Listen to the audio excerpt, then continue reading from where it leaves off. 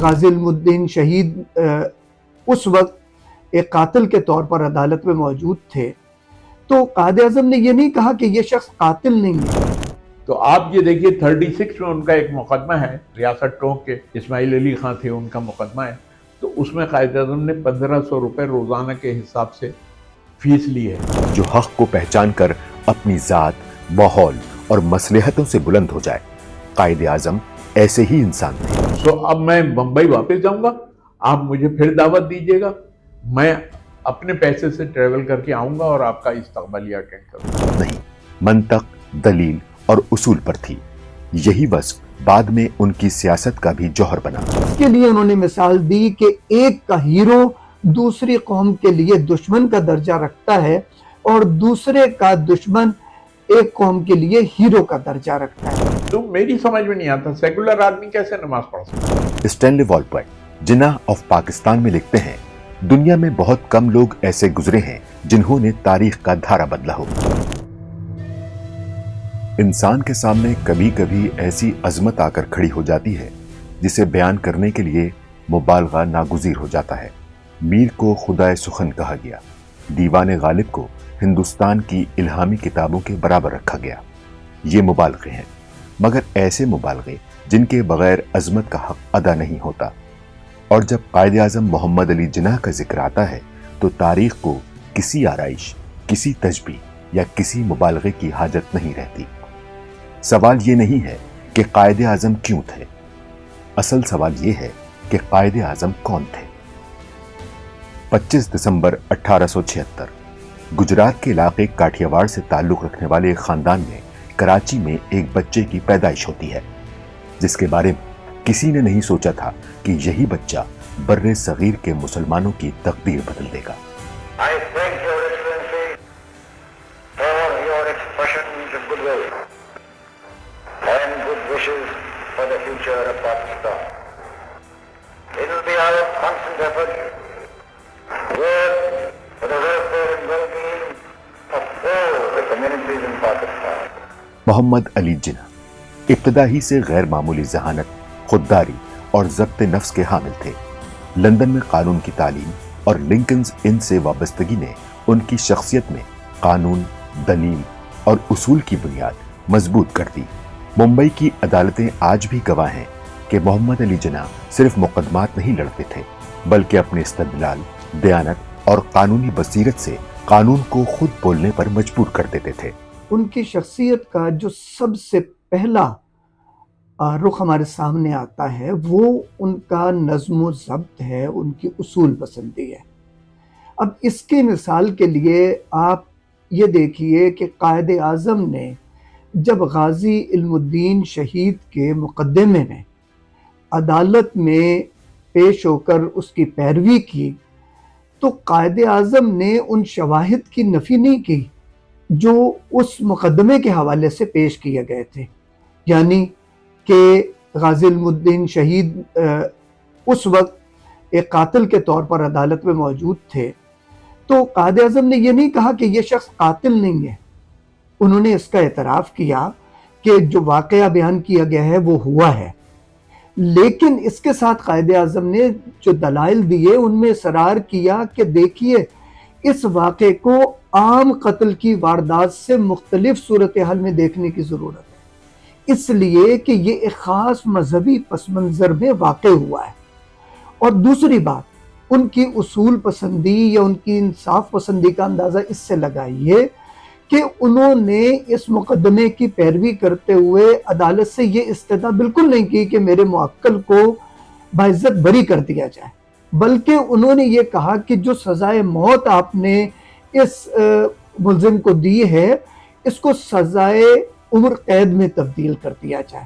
اس ایک بات سے آپ اندازہ لگائیے کہ وہ کس قدر انصاف پسند اور اصول پسند آدمی تھے اور کس طرح ان کا ذہن چیزوں کے بارے میں، واقعات کے بارے میں اپنی رائے مرتب کرتا تھا۔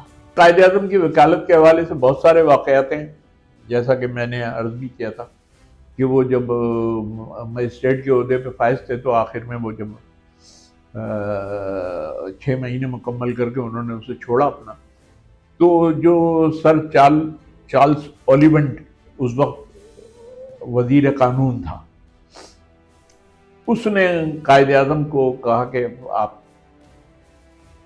اسے کنٹینیو کریں تو ہم آپ کو 1500 روپے تنخواہ دیں گے۔ تو قائد اعظم ہنسے اور اس سے کہا کہ نہیں، میں اس کو کنٹینیو نہیں کروں گا کیونکہ میں 1500 روپے روزانہ کمانا چاہتا ہوں۔ تو آپ یہ دیکھیے 36 میں ان کا ایک مقدمہ ہے، ریاست ٹونک کے نواب اسماعیل علی خان تھے، ان کا مقدمہ ہے، تو اس میں قائد اعظم نے 1500 روپے روزانہ کے حساب سے فیس لی ہے۔ اچھا، ان سے ایک ایڈوانس منگوایا تھا کہ آپ مجھے 17,000 روپے بھیج دیجئے ایڈوانس، کیونکہ میں بھوپال جاؤں گا آپ کا مقدمہ لڑنے کے لیے، اور جب میں یہاں سے چلوں گا تو میرا میٹر ڈاؤن ہو جائے گا اور جب میں آؤں گا تو آف ہوگا، سو اس لیے آپ مجھے پیسے بھیجیے۔ قائد اعظم چلے گئے۔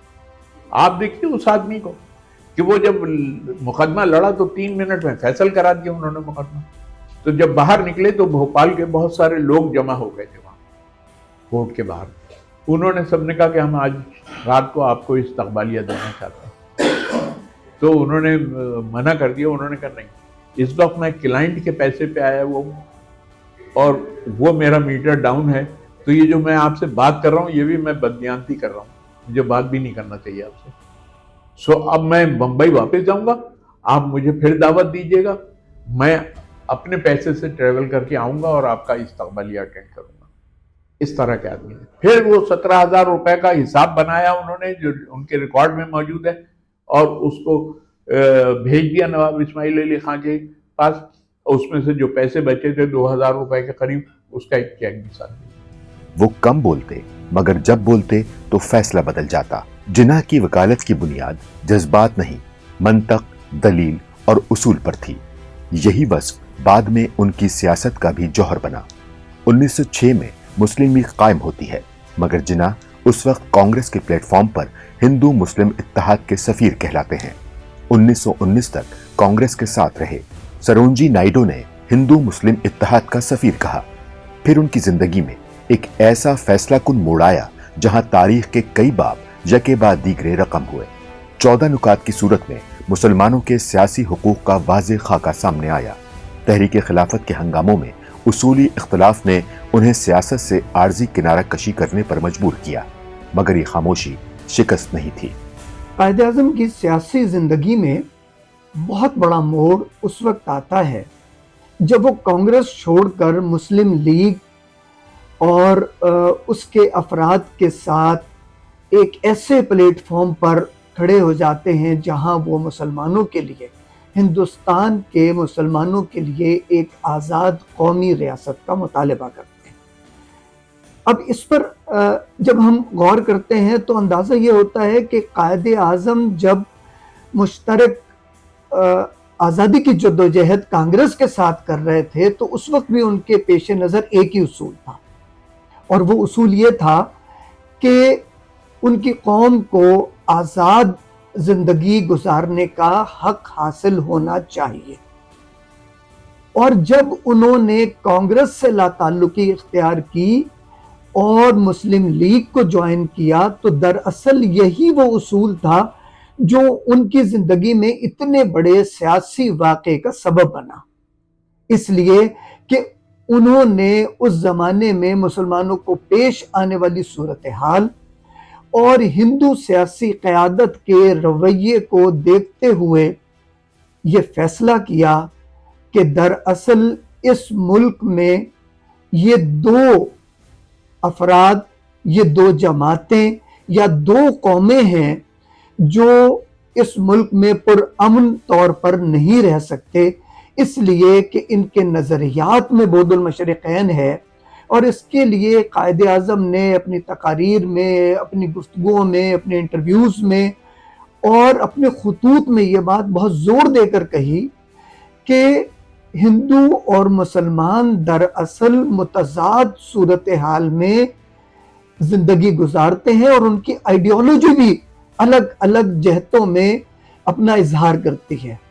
تو یہ ممکن ہی نہیں ہے کہ یہ دونوں قومیں ایک جگہ ہوں اور پرامن طور پر رہ سکیں۔ اس کے لیے انہوں نے مثال دی کہ ایک کا ہیرو دوسری قوم کے لیے دشمن کا درجہ رکھتا ہے اور دوسرے کا دشمن ایک قوم کے لیے ہیرو کا درجہ رکھتا ہے. دیکھیے یہ جو بات کہی جاتی ہے نا قائد اعظم کے حوالے سے کہ وہ سیکولر تھے یا نہیں تھے، تو دیکھیے اگر وہ سیکولر تھے تو پہلے مرحلے پہ تو رتی کو اسلام نہ قبول کرواتے. یہ 1918 کی بات ہے. پھر 1929 میں جب رتی کی تدفین کا مرحلہ تھا تو وہ اسلامی طریقے کے مطابق ہوئی. اس وقت بھی قائد اعظم موجود تھے وہاں، بلکہ آپ اس تدفین کے وقت ہوئے بھی. وہ ہے. پھر اس کے بعد قائد اعظم کی نے بہت ساری مواقع پر اسلام کے حوالے سے بہت ساری باتیں کہی ہیں، بلکہ ایک جملہ تو ان کا مجھے بہت عزیز ہے. وہ انہوں نے کہا کہ ہمیں اسلام نے جمہوریت کا سبق دیا ہے، ہم جمہوریت سے ڈینائی نہیں کر سکتے ہیں. پھر انہوں نے یہاں پاکستان بننے کے بعد بھی اور اس سے پہلے بھی بمبئی کی جامع مسجد میں بھی کئی تقریر ان کی وہ ہیں جہاں انہوں نے نمازیں پڑھی ہیں، اور یہاں بھی نمازیں پڑھی انہوں نے. تو میری سمجھ میں نہیں آتا سیکولر آدمی کیسے نماز پڑھ سکتا ہے. 1938 میں وہ ایک نئے عزم کے ساتھ واپس آئے، مسلم لیگ کو از سر نو منظم کیا، اور پھر 1940 میں وہ لمحہ آیا جب ایک قرارداد نے صرف سیاست کا رخ نہیں بدلا بلکہ بر صغیر کے مسلمانوں کی تقدیر کا اعلان کر دیا. دیکھیے یہ خیال تو قائد اعظم کو پاکستان کا جو مسئلہ تھا وہ تو بہت بعد میں آیا ہے، لیکن اس سے پہلے وہ یہ دیکھ رہے تھے کہ ہندو جس طرح کے وہ کر رہے تھے مظالم مسلمانوں پر، ان کے حقوق جس طرح سے سلب کیے ہوئے تھے، انہوں نے کسی صورت سے بھی مسلمانوں کو ان کے جائز حقوق نہیں دینا چاہتے تھے. تو قائد اعظم نے یہ فیصلہ کیا کہ انہیں اب اسی بنیاد پر انہوں نے 1906 میں کانگریس جوائن کی تھی، 1920 میں اس سے ریزائن کیا. کیوں ریزائن کیا تو اس کا بھی سبب یہی تھا کہ وہ نہیں کرتے تھے کہ ہندوؤں کے جو معاملات تھے ان سے انہیں اتفاق نہیں تھا. پھر اس کے بعد آپ دیکھیے کہ 1928 میں جب نہرو رپورٹ آئی تو اس کے خلاف انہوں نے کلکتہ میں تقریر کی بہت بڑی، اور جب ان کو ان کی تقریر نہیں سنی لوگوں نے، کیونکہ وہ مسلمانوں کے حقوق کے حوالے سے بات کر رہے تھے، جب نہیں سنی اور شور مچا دیا تو قائد اعظم نے وہ اس اجلاس سے واک آؤٹ کیا، اور انہوں نے واک آؤٹ کر کے ایک بہت بڑے لیڈر تھے ان سے انہوں نے یہ بات کہی جو تاریخ میں ریکارڈ پہ موجود ہے. انہوں نے کہا کہ یہ پارٹنگ آف ویز ہے میرا جانا، یعنی آج ہمارے راستے جدا ہو رہے ہیں، یہ الگ ہیں ہم الگ ہیں. اور وہاں سے ان کے ذہن میں یہ بات آئی کہ ہمیں دو قومی نظریے کے تحت ایک علیحدہ ملک کے قیام کے لیے جدوجہد کرنا. یہ جنا تھے جو مشترکہ جدوجہد کے قائل تھے مگر غلامی کے نہیں. جب انہوں نے دیکھا کہ اکثریت کا جبر اقلیت کے حقوق نگل رہا ہے تو انہوں نے راستہ بدلا مگر اصول نہیں بدلے. قائد اعظم کے سوانح نگار اسٹینلی والپٹ جنا آف پاکستان میں لکھتے ہیں، دنیا میں بہت کم لوگ ایسے گزرے ہیں جنہوں نے تاریخ کا دھارا بدلا ہو، اس سے بھی کم جنہوں نے دنیا کا نقشہ تبدیل کیا ہو، اور شاید ہی کوئی ایسا ہو جس نے ایک قومی ریاست تخلیق کی ہو. محمد علی جناح نے یہ تینوں کام کیے. یہ رائے کسی جذباتی عقیدت کا اظہار نہیں بلکہ ایک غیر مسلم مغربی مورخ کا خالص علمی اعتراف ہے کہ قائد اعظم نے تاریخ، جغرافیہ اور سیاست تینوں کو بدل کر رکھ دیا. مگر یہ حقیقت بھی قائد اعظم کی عظمت کا صرف ایک زاویہ ہے. تاریخ کا تجربہ بتاتا ہے کہ اکثر انسان اپنی تربیت، ماحول اور عادات کے اسیر ہوتے ہیں، مگر عظیم انسان وہ ہوتا ہے جو حق کو پہچان کر اپنی ذات، ماحول اور مصلحتوں سے بلند ہو جائے. قائد اعظم ایسے ہی انسان تھے. میں 1936 سے لے کر 1940 تک کے ملازم رہا. میری تنخواہ پہلے 90 روپیز تھی اور اس کے ایک سال بعد انہوں نے 10 روپے مجھے بڑھا دیے، گویا 100 روپے کیا انہوں نے. بہت ایک با صلاحیت شخص اور ایک اپ ٹو ڈیٹ انسان اور بہت رحم دل، نوکروں پر بھی اور دوسروں پر بھی. آپ دیکھیں گے، آپ ان کے خطوط جو آپ کے سامنے ہیں اس سے پتہ چلتا ہے کہ انہوں نے کس طریقے سے میرے ساتھ سلوک کیا، کیسے خط لکھے ہیں مجھے. کبھی وہ سمجھنے کہ ہمارے ساتھ یا اپنے سے کم حیثیت کے لوگوں کے ساتھ کبھی کوئی برا سلوک نہیں کیا، اور بڑوں کے ساتھ بھی ان کا سلوک بہت اچھا تھا، اس لیے کہ وہ انسانی اچھے تھے. میں تو اتنی انگریزی جانتا نہیں تھا، مگر انہوں نے مجھے شروع سے ہی جیسے ہی میں نے ان کے نوکری اختیار کی انہوں نے مجھے نائٹ اسکول اٹینڈ کیا اور مجھے 3 سال تک ان نے پورے اخراجات اور فیس وغیرہ دے کر مجھے پڑھایا. کانگریس اور مسلم لیگ کو منسٹری ملی. اس زمانے میں بہت سمجھنے کے لوگ، بہت سے سمجھنے زور شور تھا، اور اس زمانے میں ہر ایک لیڈر کے گاڑی پر ایک ایک جھنڈا ہوتا تھا مسلم لیگ کا. سبوں نے مجھے پریس کیا کہ میں بھی ایک جھنڈا لگاؤں، کیونکہ مسلم لیگ کے قائد جو تھے وہ میرے باس تھے. تو میں بھی ایک جھنڈا لگا. تو جس روز صبح کو سمجھنے میں فوج پہ آیا ان کو کورٹ لے جانے کے لیے، تو جیسے انہوں نے جھنڈا دیکھا تو وہ الٹے پیر چلے گئے. اپنے ایک ڈرائنگ روم میں بیٹھ کر بیرر کو بولا کہ جاؤ عبدالحی کو لے آؤ. کہنے لگا کہ تم نے کس کے حکم سے یہ جھنڈا لگایا؟ میں نے کہا صاحب سب کے لیڈروں کے اس جھنڈے ہیں اور آپ کے قائد ہیں، اس واسطے میں نے بھی اپنی گاڑی پہ جھنڈا لگایا. تو انہوں نے ایک زور سل مکہ لگایا اپنے ڈیسک پر. کہنے لگے کہ جب تک کہ پاکستان نہیں بنے گا میرے گاڑی پہ جھنڈا نہیں ہوگا، جاؤ نکالو. جھنڈا نکال دیا میں، وہ راڈ کھڑا ہوا تھا. پھر انہوں نے اشارہ کیا راڈ کو بھی نکالا. جب جا کے مجھے راڈ بھی نکالنا پڑا. وہ ایک واقعہ مجھے ابھی تک ہے، اور وہیں کا نظریہ تھا کہ وہ ایک سمجھتے تھے کہ ایک اسٹیٹ بننے والی ہے، تو ان کو یہ یقین تھا، اور آج اس کا نظریہ سامنے ہے. 20ویں صدی کے مورخ ٹوائن بی کہتے ہیں، چیلنج انسان کو یا تو توڑ دیتا ہے یا پھر اسے قوت بنا دیتا ہے. قائد اعظم کے سامنے ایسا چیلنج آیا جس کے آگے بڑے بڑے رہنما جھک گئے، مگر قائد اعظم نے اسی چیلنج کو اپنی قوت بنا کر دنیا کی سب سے بڑی اسلامی ریاست کی بنیاد رکھ دی. قائد اعظم کی تعلیم و تربیت میں مذہب رسمی طور پر غالب نہیں تھا، نہ مدرسہ نہ روایتی مذہبی پس منظر، مگر جب وہ اسلام پر بولے تو یوں محسوس ہوا جیسے اسلام کی پوری روح ان کے الفاظ میں سمٹ آئی ہو. اسلام محض عبادات کا مجموعہ نہیں، یہ ایک مکمل ضابطہ حیات ہے، سیاست، معیشت، قانون اور معاشرت سب کے لیے. ایک خدا، ایک کتاب، ایک رسول اور ایک قوم، یہ تصور نہ صرف اقبال کے ہاں ملتا ہے بلکہ قائد اعظم کے سیاسی ویژن کی بنیاد بھی یہی تھا. فرق صرف زبان کا تھا، فکر ایک تھی. قائد اعظم نے کانگریس جیسی بڑی اور مقبول جماعت کو چھوڑ کر ایک کمزور منتشر مسلم لیگ کا انتخاب کیا. یہ سیاست نہیں تھی، یہ ایمان اور یقین کا فیصلہ تھا. اسی یقین نے محمد علی جناح کو قائد اعظم بنا دیا. ایک فرد، ایک فوج، one man army. Quaid Azam کی مادری زبان گجراتی تھی، تعلیم انگریزی میں حاصل کی، مگر پاکستان کی قومی زبان اردو قرار دی، کیونکہ اردو اسلام کی علمی، تہذیبی اور تاریخی روایت کی امین تھی. یہ زبان نہیں، شناخت کا سوال تھا. قیام پاکستان کے بعد جو بنیادی نوعیت کی ضرورتیں ایک قوم اور ایک مملکت کو پیش آتی ہیں، ان پر غور و خوض کے بعد یہ فیصلہ کیا کہ پاکستان کی قومی زبان اردو ہوگی.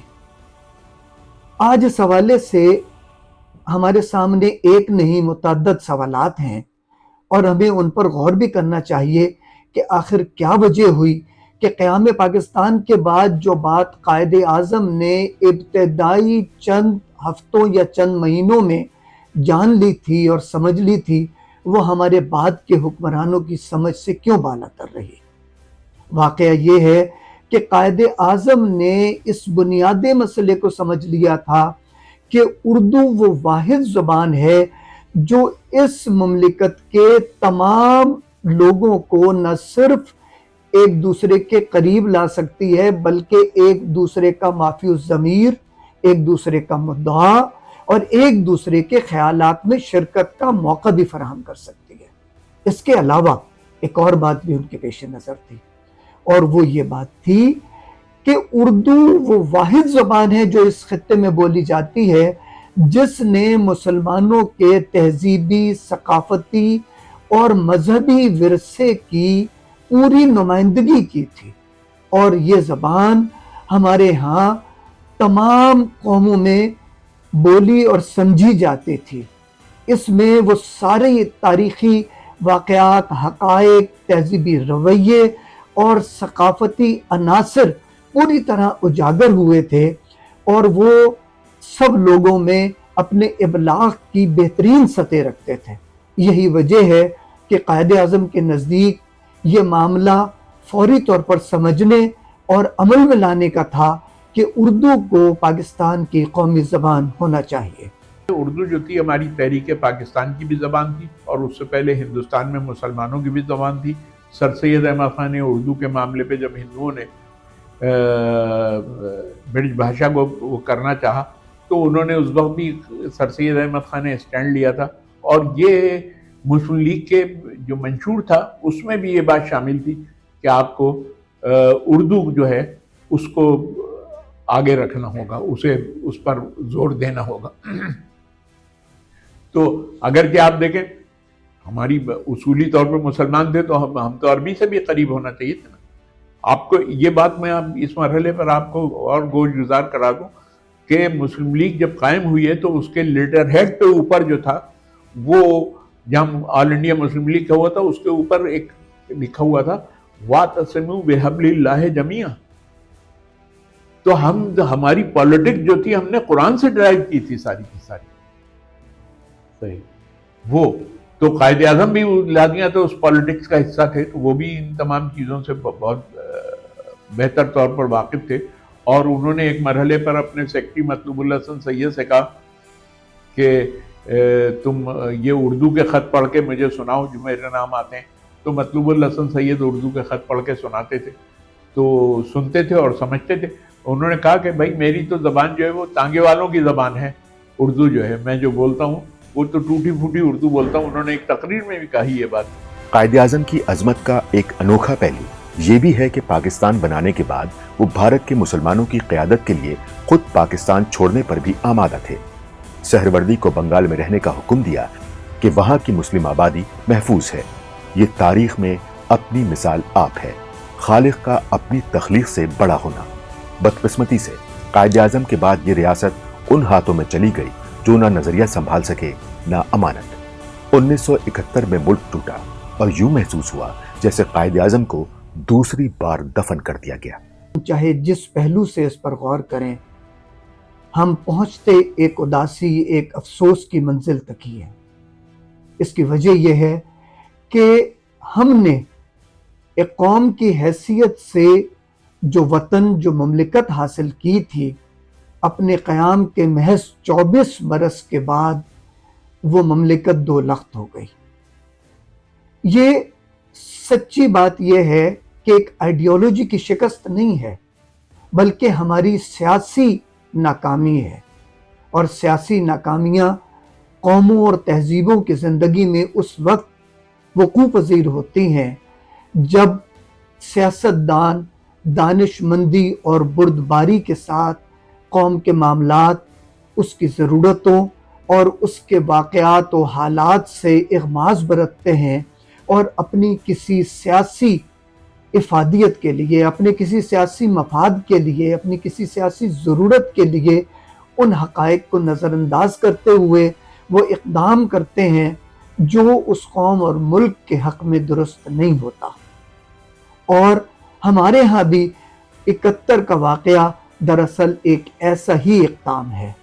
اس کے بارے میں اگر ہم بات کرتے ہیں تو اسے خود گھنٹوں گفتگو کی ضرورت ہے، کیونکہ یہ تو پورا ایک دفتر ہے جس پر الگ بات کرنے کی ضرورت ہے، لیکن اتنی بات تو بلا خوف تردید کہی جا سکتی ہے کہ ہم نے 71 میں اپنا جو آدھا حصہ کھو دیا وہ دراصل قائد اعظم کی بتائی ہوئی مملکت اور اس کے اصولوں کو نظر انداز کرنے کی وجہ سے ہوا ہے۔ اور یہ بالکل ایسا ہی ہے جیسے ایک قوم کے ایک رہنما کو جیتے جی اٹھا کر زمین میں دفن کر دیا جائے۔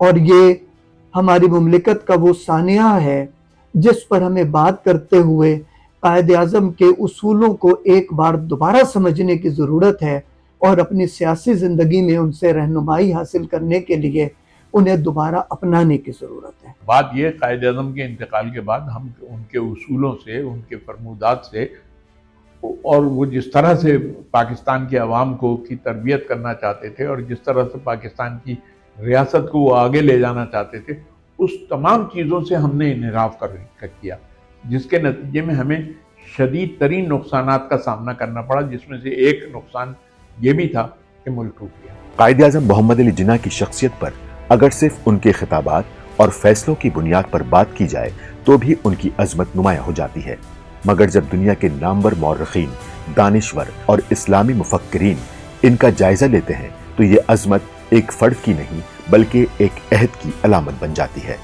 اگرچہ علامہ اقبال خود مفکر تھے، مگر انہوں نے قائد اعظم کو محض ایک سیاستدان نہیں سمجھا۔ اقبال نے جناح کو لکھے گئے خطوط میں واضح کیا، "Only you can lead the Muslims of India"۔ Iqbal کے نزدیک قائد اعظم وہ واحد شخصیت تھے جو اسلامی نظریے کو جدید سیاست کی زبان دے سکتے تھے۔ دیکھیے، قائد اعظم پر علامہ اقبال بہت زیادہ اعتماد کرتے تھے، اور انہوں نے 1936 میں ایک خط میں یہ لکھا تھا کہ اس وقت جو بر صغیر میں جو طوفان اٹھ رہا ہے، اس طوفان میں آپ ہی مسلمانوں کی کشتی کو پار لگا سکتے ہیں، آپ ہی بہتر طور پر اس کے ناخدا ثابت ہو سکتے ہیں، تو اس لیے آپ اس طرف توجہ دیجیے۔ مولانا سید ابو العلا مودودی اسلام کو ضابطہ حیات قرار دیتے ہیں، اور یہی اصطلاح ہمیں قائد اعظم کی تقاریر میں بھی ملتی ہے۔ یہ فکری ہم آہنگی اس بات کا ثبوت ہے کہ قائد اعظم کا تصور اسلام محض سیاسی نعرہ نہیں بلکہ ایک ہماگیر تہذیبی اور سماجی ویژن تھا۔ قائد اعظم نے اپنی واحد اولاد کی جدائی برداشت کی، مگر قوم کے نظریے پر سمجھوتا نہ کیا۔ اسی کردار نے انہیں اورنگزیب عالمگیر کے بعد بر صغیر کا سب سے بڑا مسلم رہنما بنا دیا۔ ان حقائق کی روشنی میں یہ کہنا غلط نہ ہوگا کہ قائد اعظم صرف تاریخ ساز نہیں تھے بلکہ وہ تاریخ سے بنی ہوئی شخصیت تھے، ایک ایسا کردار جس نے وقت کو بھی شکست دی اور تاریخ کو بھی۔ دیکھیے، تاریخ میں اس طرح کی شخصیات جیسی قائد اعظم کی شخصیت ہی کم پیدا ہوئی۔ آپ اگر لوگوں نے جو قائد اعظم کے بارے میں اظہار خیال کیا وہ دیکھ لیں تو سر سلطان محمد آغا خان نے ایک مرحلے پر جب وہ شملہ کانفرنس ہوئی تھی اور اس کے بعد انہوں نے کہا تھا کہ آج میں دیکھ رہا ہوں کہ محمد علی جناح جو ہے یہ بسمارک اور لینن کے پلے کا سیاستداں ہیں، ویسی گفتگو کرتے ہیں، یہ وہی ان کی سوچ ہے اور وہ ہے۔ تو یہ سر آغا خان نے کہا تھا۔ اس کے بعد آپ دیکھتے ہیں کہ جب قائد اعظم کا انتقال ہوا تو اس کے بعد یہ جملہ بھی سامنے آیا کہ اورنگزیب عالمگیر کے بعد دنیا میں دوسرا بڑا مسلمان پیدا ہوا تھا جس کا نام قائد اعظم تھا۔ مگر ان کا پاکستان آج بھی ایک سوال ہے، ایک ادھورا خواب جس کی تکمیل کا درد ہر دل میں آج بھی زندہ ہے۔